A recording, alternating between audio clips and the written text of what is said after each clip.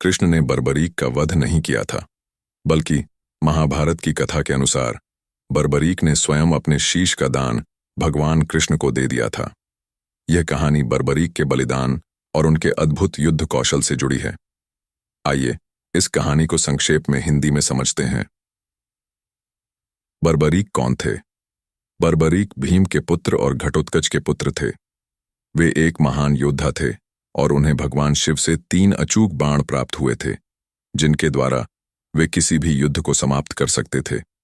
इन बाणों की विशेषता थी कि पहला बाण लक्ष्य को चिह्नित करता, दूसरा बाण चिह्नित लक्ष्य को नष्ट करता और तीसरा बाण युद्ध को समाप्त करता।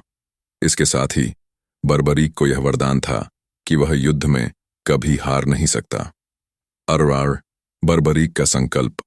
महाभारत के युद्ध से पहले बर्बरीक ने अपनी माता हिडिंबा से वचन लिया कि वह उस पक्ष का साथ देगा जो युद्ध में कमजोर होगा। उनका मानना था कि इससे युद्ध में संतुलन बना रहेगा। बर्बरीक ने अपनी माता को वचन दिया कि वह कुरुक्षेत्र के युद्ध में भाग लेंगे और कमजोर पक्ष का समर्थन करेंगे। डरासू। कृष्ण और बर्बरीक का मिलन। जब बर्बरीक युद्ध के लिए कुरुक्षेत्र की ओर जा रहे थे, तब भगवान कृष्ण, जो पांडवों के मार्गदर्शक थे, ने उनका परीक्षण लेने का निर्णय लिया। कृष्ण एक ब्राह्मण के वेश में बर्बरीक के सामने प्रकट हुए और उनकी शक्ति का परिचय मांगा। बर्बरीक ने अपनी शक्ति और 3 बाणों के बारे में बताया।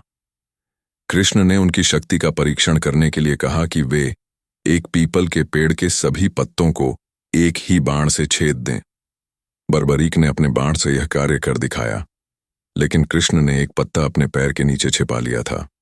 आश्चर्यजनक रूप से बर्बरीक का बाण उस पत्ते तक पहुंच गया और कृष्ण के पैर को हल्का सा छू गया। इससे कृष्ण को बर्बरीक की शक्ति का अंदाजा हो गया। धर्मराजय बर्बरीक का बलिदान। कृष्ण ने बर्बरीक से पूछा कि वे युद्ध में किसका साथ देंगे। बर्बरीक ने बताया कि वे कमजोर पक्ष का साथ देंगे। कृष्ण को यह समझ में आ गया कि बर्बरीक की यह नीति युद्ध को अनिश्चित काल तक खींच सकती है, क्योंकि वे हर बार कमजोर पक्ष का साथ देकर युद्ध को संतुलित रखेंगे। इससे पांडवों की विजय और धर्म की स्थापना में बाधा आ सकती थी। कृष्ण ने ब्राह्मण के रूप में बर्बरीक से दान मांगा।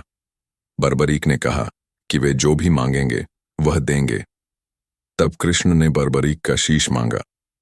बर्बरीक ने तुरंत अपने शीश का दान देने का वचन दे दिया, लेकिन उन्होंने एक शर्त रखी कि वे युद्ध को अंत तक देखना चाहते हैं। कृष्ण ने उनकी यह इच्छा स्वीकार की।